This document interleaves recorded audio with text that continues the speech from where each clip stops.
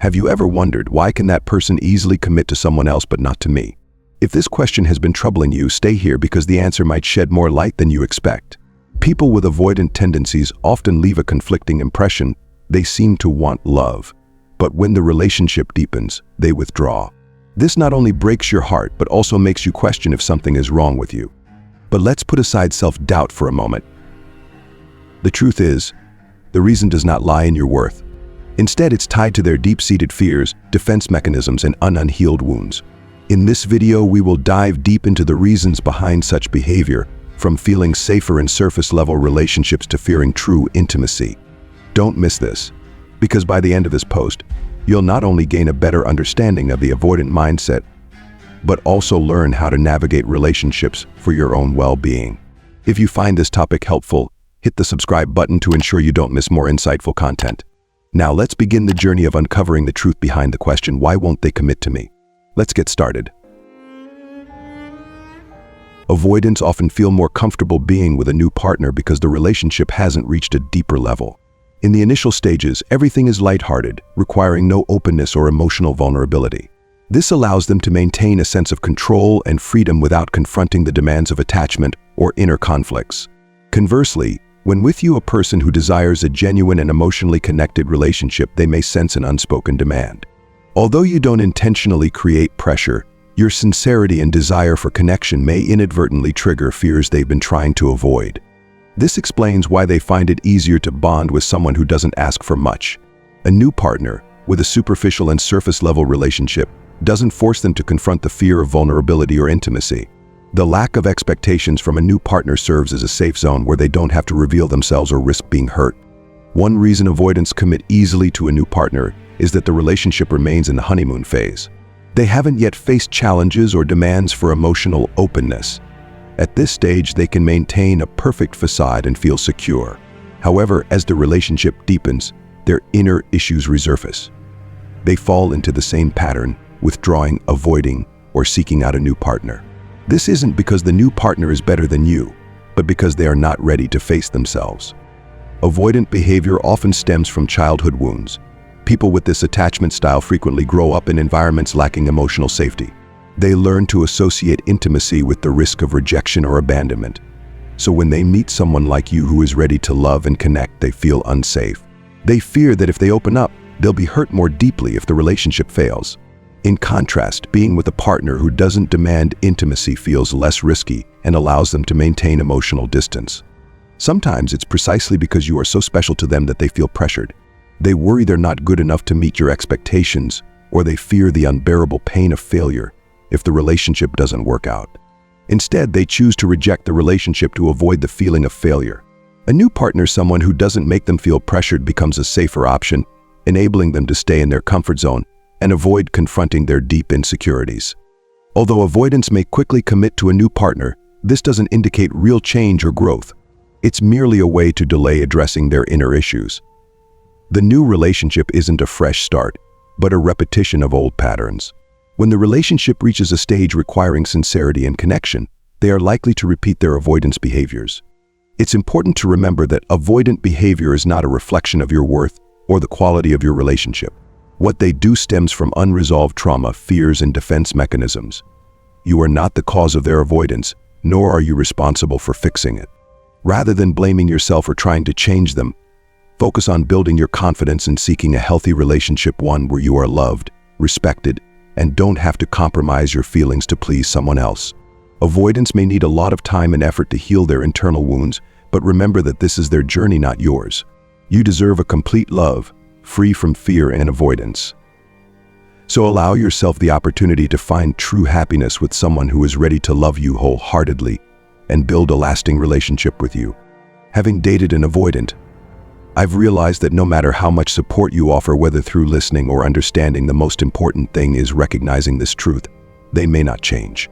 Not all avoidants are capable or willing to change. Even if they decide to embark on a healing journey, the process can take years, requiring persistence and deep commitment from them. The biggest lesson I've learned from this experience is to respect their need for space and time while listening to what they truly communicate to you. However, you are not responsible for helping them overcome their fears or heal their wounds. They must make the effort themselves, truly desire change, and seek professional help if necessary.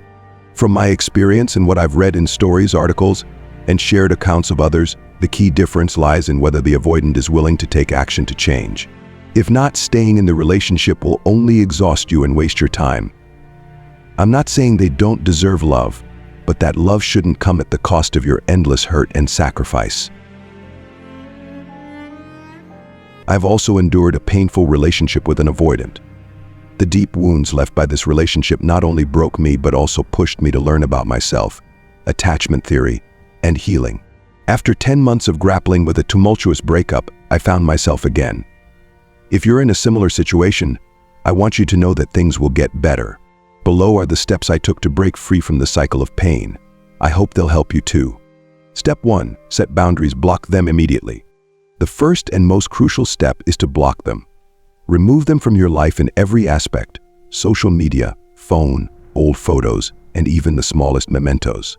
You cannot heal if their shadow still lingers in your daily life. More importantly, they do not deserve access to your life after treating you like something disposable.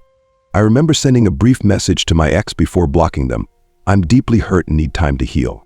After months of trying to maintain contact without receiving any explanation or acknowledgement, I realized this was the only way to protect myself.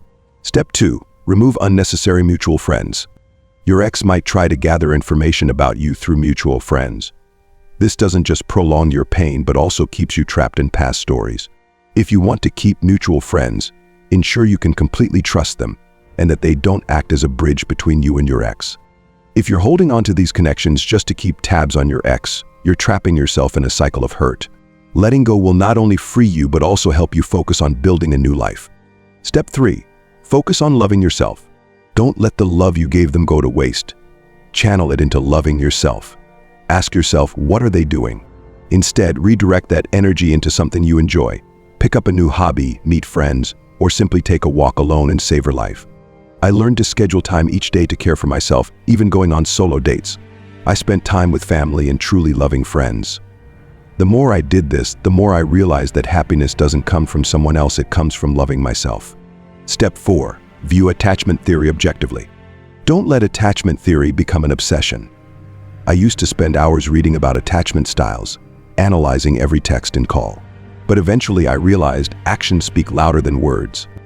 Your ex might say they love you, but their actions contradict it. They may ignore you, dismiss your feelings, or disappear when you need them most. That's not love, it's irresponsibility in a relationship. Avoidants often lack empathy and don't know how to maintain healthy relationships. They may know how to say what you want to hear, but they can't follow through with their actions. Step 5. Understand the right person won't let you go. One of the most valuable lessons I learned from my therapist is this: we teach people how to treat us. If you tolerate their disrespectful behavior, you're allowing them to hurt you repeatedly. Avoidance can change, but it takes a lot of time, effort, and commitment from them. And you are not responsible for fixing them. Remember, the right person will never make you feel like you're not good enough. Step 6. The healing journey is hard but worth it. I once thought I'd never move on from that relationship. But one morning I realized my ex didn't care as much as I thought. They didn't try, didn't fight to keep me, and that spoke volumes about the relationship. The healing journey requires patience and courage. You may stumble, but remember that you're on the right path. The right person for you will never make you feel inadequate or unimportant. If you're struggling with the pain of a relationship with an avoidant, remind yourself that you're not alone. The turmoil you're experiencing is not just a challenge, but an opportunity to uncover your inner strength. Don't look for answers from them, because the real answers lie within you, in how you choose to heal, love, and rebuild your sense of self-worth. Loving yourself isn't just a choice, it's a gift you should give yourself. You deserve a love that's genuine, a love unshackled by avoidance or fear. Someone who truly loves you will never make you feel abandoned or doubt your own worth. Remind yourself daily you are special, and a worthy relationship will always bring you peace and joy. If this video resonates with you, I hope you find the strength to move forward, just as I did. It's not an easy journey, but with every small step and every act of self-love, you'll become a stronger, happier version of yourself. And if you're willing, share your story. Sometimes connection and understanding from others can be the best remedy for easing pain. I'm grateful for the opportunity to share these experiences with you. I hope they bring you comfort, reassurance, and motivation to move forward. Remember, Loving yourself is not just a way to heal, it's the gateway to the happiness you deserve. Trust your journey, because the right person will never risk losing you.